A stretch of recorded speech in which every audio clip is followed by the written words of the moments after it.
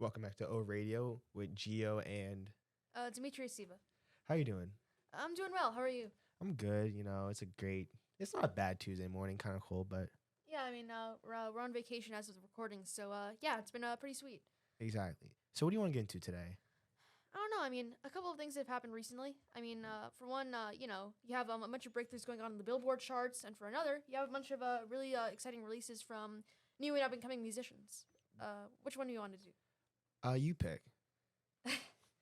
Okay. I guess to start off, the charts. And to start, I want to ask you, what's your opinion on the charts, and how much do you think that they matter? Uh, to be honest, I think that they matter a lot because like obviously it's what people like, but at the same time it's kind of just like Yeah.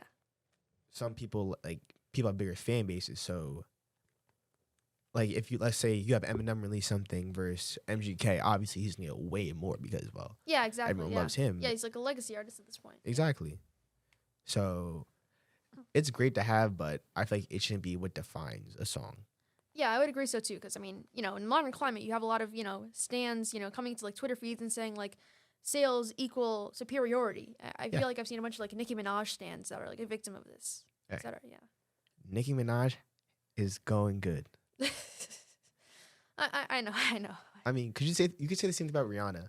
You know, she drops something, everyone's there. It doesn't matter. It could be like the worst song in history. It still goes platinum off of sales. That is true. Although I will say, I mean, it didn't hit number one. The comeback song, "Lift Me Up." I mean, I feel like it's rare for a song that goes from movie to even reach like the as high as it Yeah, did. that's fair. Like I feel like if it was like a lead off single to an album, like R9 or whatever. Oh yeah. Yeah, that would have hit number one. Like if she was like, yeah, this is my new song for like the next album, or even if it was just like a single to get ready for the next album, everyone would be going crazy and be like top of the charts the next 5-10 weeks, maybe even longer. Yeah, exactly. Like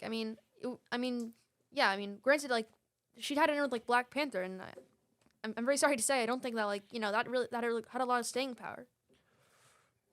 That's kind of, I mean, I don't know if I call it controversial, but I definitely know a few people like not a lot of staying power. That's No, but I mean, like it didn't crack a billion, and at this point, I mean, it's already I haven't really heard a lot of people talk about it in the wake of stuff like Avatar, or even just like some of the more popular indie films that have come out recently. I mean, I think everyone, you're not really talking because like everyone's been waiting for Avatar. I think it was 10 years or so. Yeah, more than. Yeah, it's been like over 10 years for Avatar to come back out with the second one. And we're thinking like, what is it? Puss in Boots. That's the one. Yeah, Puss in Boots. Yeah. Okay, did you watch it? I had family members who watched it, but I've seen like a good portion of it. Yeah, it's like from what I've seen, it's pretty incredible. Did you watch the first one? That's your question. I feel embarrassed. I watched all the Shrek films, so I have a general idea of his character, but You got it. Trust me. Puss in Boots is one of those movies where, like, as a kid, I was obsessed. I was like, I gotta watch this again and again. yeah, Do you think soundtracks make movies better, or are they just like? it depends. Cause there's some films where even if the soundtrack's good, there's no saving it. Suicide Squad. That's. I didn't watch the movie. Yeah, I know what it's about. but yeah, I'm being judged right now. yeah. But yeah, I mean that film. It had a bunch of songs. It had the Big 21 Pilots track "Heathens." It also had Yeah. Brendan Urie doing a cover of Bohemian Rhapsody. Exactly. Like Yeah. I feel like movies that have good soundtracks make them better. But if a movie's good and the soundtrack's not even like at par with it, it just makes it worse. Yeah, I would say so. I mean, I feel like for the former, you have examples like Purple Rain or Saturday Night Fever that, like elevated because like these are classic albums on top of pretty good movies. Yeah, but simultaneously, you also have, films where the soundtrack can kind of derail it. Yeah. I feel like what's a movie where the soundtrack makes it worse? I mean, I want to say the Cars 2 soundtrack, but the movie was still pretty bad. yeah. I don't know. I mean, I feel like the entire Cars series, even like the ones that were decent, they always had like a bunch of like twangy guitars. I like, mean, yeah. but it was like 2000. The first one, it was like 2006, so I kind of like I Yeah, can see that. Like, yeah, I feel like the Bush years had a lot more of that Oh, yeah. sound. Yeah. Okay. Do you? This might be. I feel like this is like kind of an awkward question, but do you know like the Cars soundtrack? The Cars soundtrack? I remember listening to the third film soundtrack. I think I know a bit of the second. The first one completely escapes me. Okay, what is your favorite song from the third film? That's hard to say. I guess there's a song called Ride, but that's because it's the only one I remember. Hey, it's a good song. I won't lie. That's probably my second or third favorite. Just because like Yeah. my favorite is Drive My Car, right? Oh. It's the way I think it's just the way it starts off. I feel like the intro kind of sets the tone for the whole song. Yeah. You know, like, what's your opinion on like? Do you think the end also has has a big impact on whether people like the song or not? As in the end of the song or the end of the movie? End of the song. End of the song? I would say so because I mean I feel like with everything, except if it's like mostly known for a snippet, I feel like people judge songs particularly based on like how it begins and ends. Because even if there's a bit of a middle point, where you know it kind of dips off, as long as the beginning is going in and the ending gives you a good enough impression as you go out, I think you're fine. Yeah. You know, everyone talks about like movies. Like, okay, this movie's so great because of the soundtrack. Do you think that's true, or do you think they're just trying to like they like the movie, but they just want to admit it? I mean, I feel like there are some instances where that might be the case, but at the same time, I also feel like there are films where that could be true. For example, Purple Rain. A lot of people hold that as a classic album. I still do, but a lot of people forget that some people really don't like that movie, and Prince's later filmography also proved to be like very harshly received. So it's kind of an open-ended bridge as to what exactly people will consider to be a soundtrack that is better than or carries the film, when simultaneously you also have people who will brush aside the past and like pretend that like we put these films on with like rose tinted glasses. That's honestly, I would have never thought of it like that. But speaking of like I know you brought up like how like he has a movie about him, right? Yeah. Did you watch the Elvis movie? Yeah, I did watch the Elvis movie actually. What are your thoughts on it? I mean, it's a Baz Luhrmann film.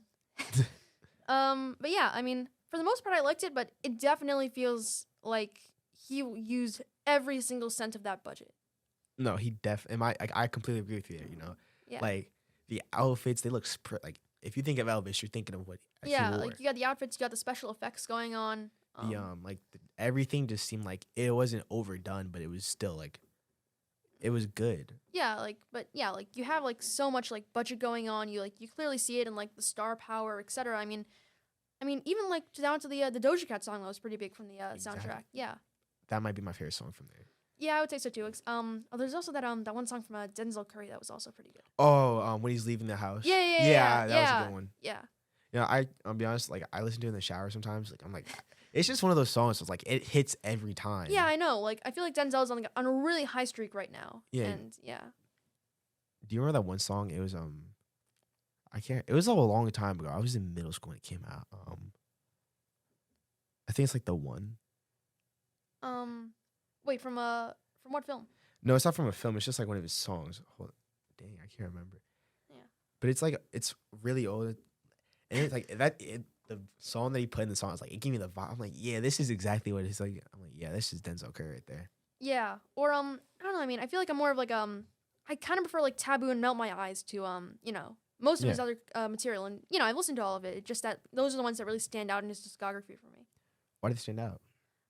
Wait, what? Why do they stand out? Like, because I feel like they're the ones where he put the most amount of ambition into it for two very separate reasons. Because with Melt My Eyes, it's very clear that he took his time with it. Given like the live bands, you have a lot of like versatility in the instrumentation. Because at one point you could go from for example, on Walkin', you have the very relaxed drum beat, and then it transitions into like the trap beat with the 808 bass, etc.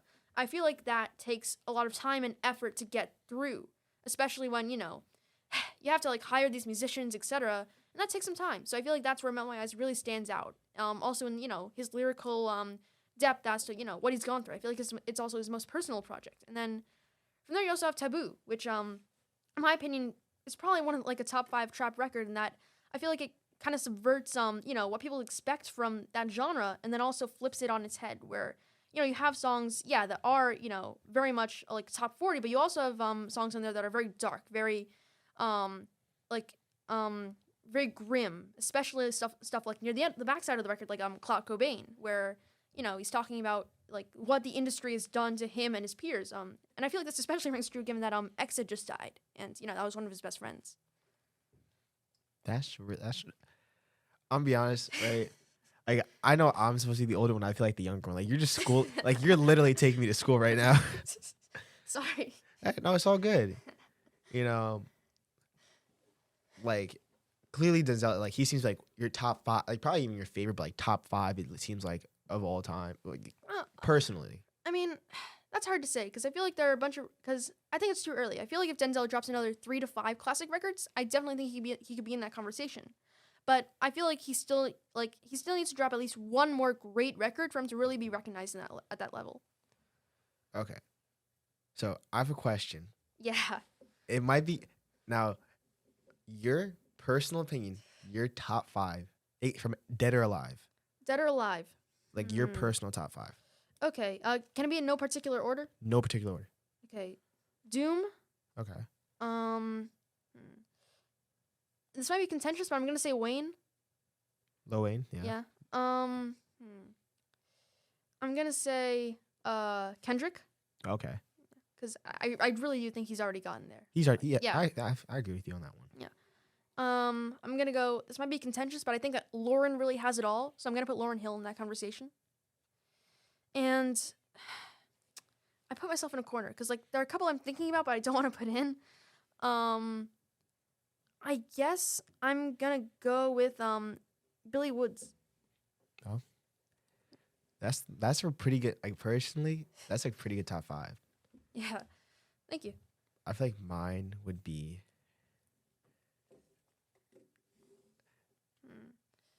I think mine would be probably Shawn Mendes. Like no, like seriously, because I have such a Mendes army since like Shawn Mendes. I'm telling you, if you knew me back in the day, I know every lyric to every one of his songs, right? Yeah. Eminem, just because like it's him. Yeah. I'm listening to NF a lot. Yeah. Didn't he just drop like a new album? No, he dropped the single that's gonna be on his new album. Yeah. Because like I heard like he dropped the track list and everything. Yeah, it's cool. It's a great single to be honest. That's my 3rd. This is in order. Yeah. I want to say, I gotta put Lil Wayne in there. Yeah. I mean, especially the influence. Yeah. And then I'm gonna round it off with J. Cole. Really, J. Cole? Yeah. Really? I mean, the man has classics on classics. I mean, yeah, I guess that's true. But what would you say puts him above, for example, a Kendrick or other artists that are his peers? 2014 Forest Hill Drive, double platinum, no features. I think that's just like the dude does like he's like a relatively quiet guy, like he's good but not really. Yeah. He drops that, boom. Yeah. To be quite frank, I have like really contentious opinions on Cole that would probably get me thrown out of this interview. Hey, this is a safe space. Yeah, I don't know. I mean, there's just something about Cole where I see what the potential is. I definitely think he has a bunch of amazing songs. Specifically, from the most recent record, I think that 2014 had some good stuff. I also like really enjoy For Your Eyes Only, but simultaneously, there's always been something about every single one of his records where something turns me off, and I think it just might be the fact that there are times where I think he doesn't necessarily go as far in as he could, or the fact that there are times where he makes pop concessions and I don't think they turn out great, like a Deja Vu. I definitely see that. Yeah. Well, that's all the time we have for the first half. We're going to go take a quick break, and we'll be back in the second one. Okay.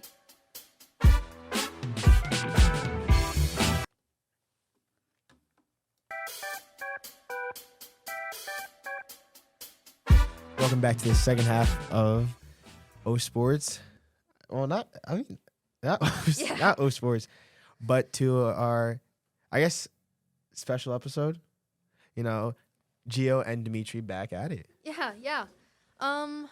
So off air we were actually talking for a second about what we wanted to do next, and the agreement we came to was, what do you think the future of music, or at least the future of what Gen Z sound is going to be? I think it's be interesting. I can't say much else, because I know Gen Z is always like, we need something new, something now. But at the same time, we're always like, back then wasn't that bad for music. Like when you think about it, you have there's a lot of Tupac and Biggie in today's music when you think about it, Yeah, I would say so, yeah. I mean, for me, I know this might come down as contentious, but I don't think there's ever been as good a time for music as it is right now, because you have access on the tip of your fingers to everything, Mm-hmm. and even though people, especially people, who aren't, that young anymore, will be like, music was better in the '90s. Biggie, Pac, Michael Jackson. Simultaneously, I still think that we still have a bunch of classic records being released as we speak in multiple different genres. People say that rock is dead, but simultaneously, there's a scene coming out of England, specifically featuring groups called known as Black Midi and Black Country New Road. They've released what, in my opinion, are pretty much classics. And in the pop sphere, you have artists like Billy and Olivia, who have kind of trailblazed the way that music has been consumed, and also the way that it's been presented to the average listener, I would say. And yeah, from there you also have more opportunities than ever, to where, at a certain point you couldn't, like, some people couldn't get access to some of the more indie stuff. Like, I don't, yeah, because I feel like Sonic Youth would have a much bigger following if they were big nowadays, or almost any other band as well. So that's my take on it. What's yours? Mine is that the world literally goes on repeat, right? Fashion trends from back like in the 90s, they come back up for like a year or so. And then, you have obviously the new thing here and there. Then it repeats itself. So music is going to do the same thing, right? Yeah. We start off with classics back in like late 2000s, kind of like a rock scene, Yeah. fading away. Then you got to pop, and now we have hip hop and rap taking over. But like, I bet you by the time I'm in my 30s, 40s, we're going to be going back to more like, not rock, not like straight rock heavy metal, but like some type of it with like Elvis. He had like a soft rock. Yeah. Yeah, I would say so. I mean, especially since I Found You, which sounds very much like a song from that era. It's pretty big right now. I would say that if I were to predict what's happening in the future, I think it would still be an iteration of what we're doing right now, and that we do call back to the past. Specifically 2000s music. For one, you had the pop punk revival led by Olivia and MGK, and from there you also have a bunch of classic samples and interpolations being used by many big artists today. You had obviously First Class, which sampled Glamorous. You had Big Energy, which sampled the Mariah song. And then more recently, I think you had what was it, Creepin', right? The Metro Boomin song, and that sampled I Don't Want to Know, which sampled Ready or Not. Which, yeah. Everything. I feel like we hit a kind of a brick wall. I don't want to say we hit, but like we hit like a wall when it comes to music. Like, everyone's trying to figure out that new sound. But like when you think about it, every sound you think of, you're like, oh, that sounds like. Yeah, I understand that. Yeah. So it's like, if anyone finds a way to really get around that wall, they're the next big thing until someone else can copy it without getting sued by them. Yeah, I would say so. I mean, I feel like the next big artist, I think, will come, but it might not be for a little bit, because have you ever heard the new TikTok sound? It's basically a drill version of the song "Begging" by Frankie Valli.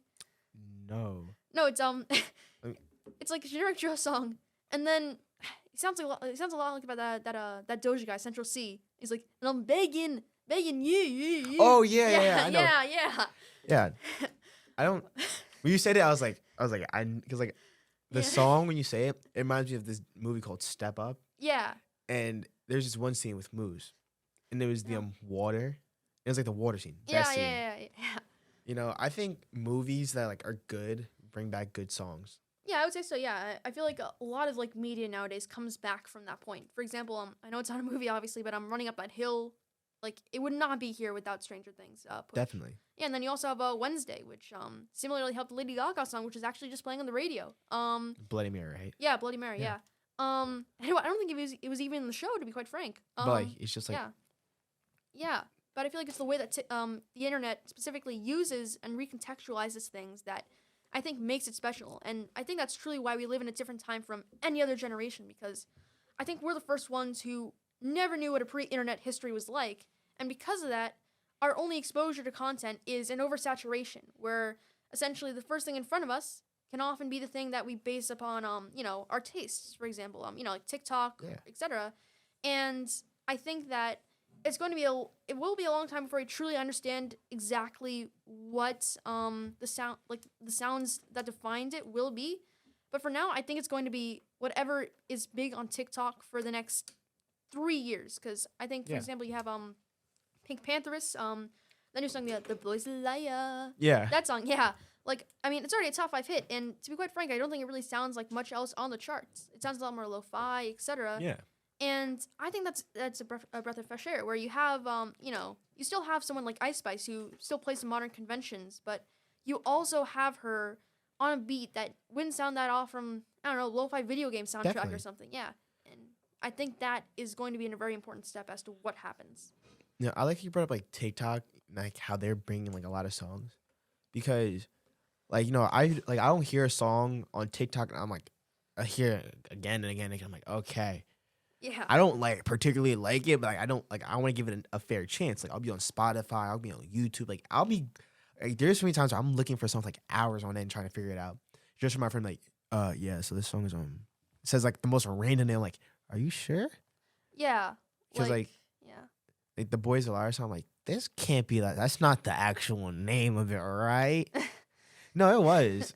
Yeah, I mean, I mean, it can be kind of funny where you have like ridiculous song titles that end up being some of the biggest songs in America. But, Exactly. yeah, but simultaneously, I do think that it's still kind of important to like wash away like the conventionality of some of like older material. I mean, a song called "Bad Guy" I don't think would have been really popular in the decades beforehand.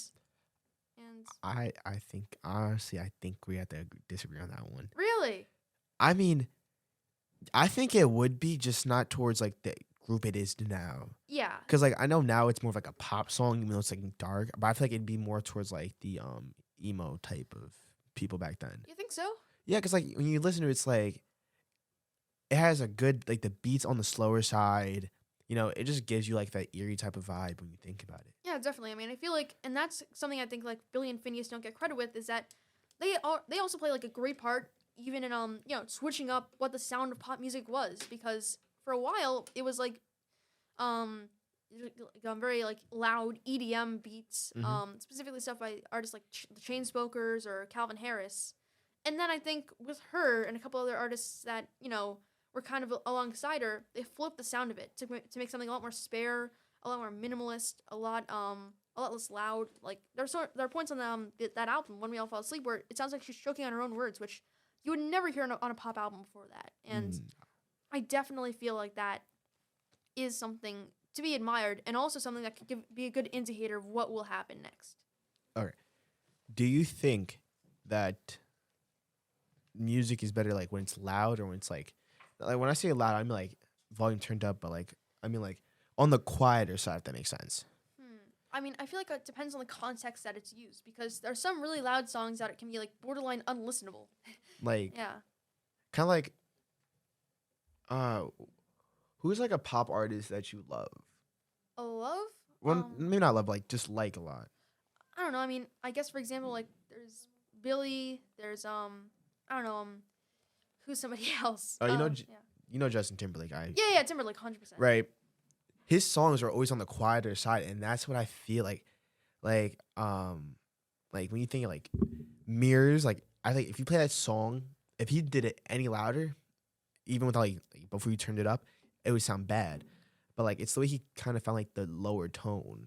Yeah, I would say so. I think that like that has a lot of credit to Timbaland, who was the producer of the song, and Definitely. he was probably the biggest influencer of 2000s music, and that he also stripped it down from a very maximalist, like all encompassing beat to something slightly more minimal, where where the percussion is like going everywhere all at once, and Definitely. you have these synths that sound like nothing else. And for example, a song like My Love, where like the synths are almost stuttering in the hook, but the percussion is like primarily his voice just doing some weird accents, and that is something that's very novel, and I think has proven to be pretty influential in the era of do it yourself. You know, when it comes to like when I think back then, I'm just like, damn. Cause like I know I feel old. I don't know. I bet you feel like damn. I feel like you definitely say the same thing here and there sometimes. Yeah. What's like that one song that no matter where you are, you'll always remember it. It could be like you could be 50 and you'll be like, I know that song. I mean, I know it might sound a bit generic, but I genuinely think that Blinding Lights will be one of the defining songs of Gen Z. Okay. I think it's just too perfect of a song where no matter like what generation it is, I think everybody has some sense of liking for it. I agree with that. That definitely is a great song, but like don't get me wrong, like when I say but, I'm not like taking away from Yeah, it. yeah, that makes sense. It's just like, but me, we know from the first half I'm a Mendes army. Like the one song that no matter I could be in any part of the world, I could be who knows how old.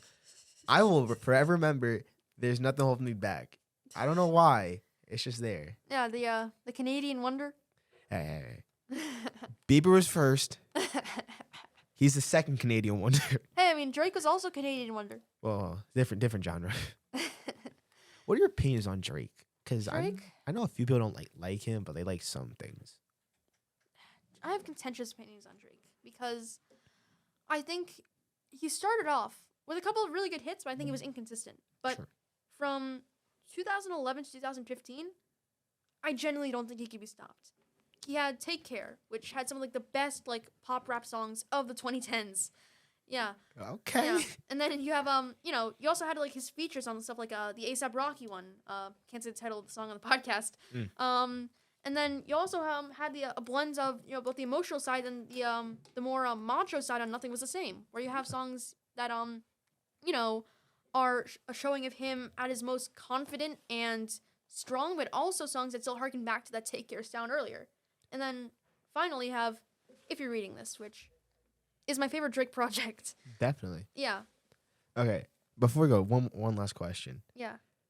Do you think some artists are just like feature artists? Like they can't do a song on their own, but when they're featured, they're so good.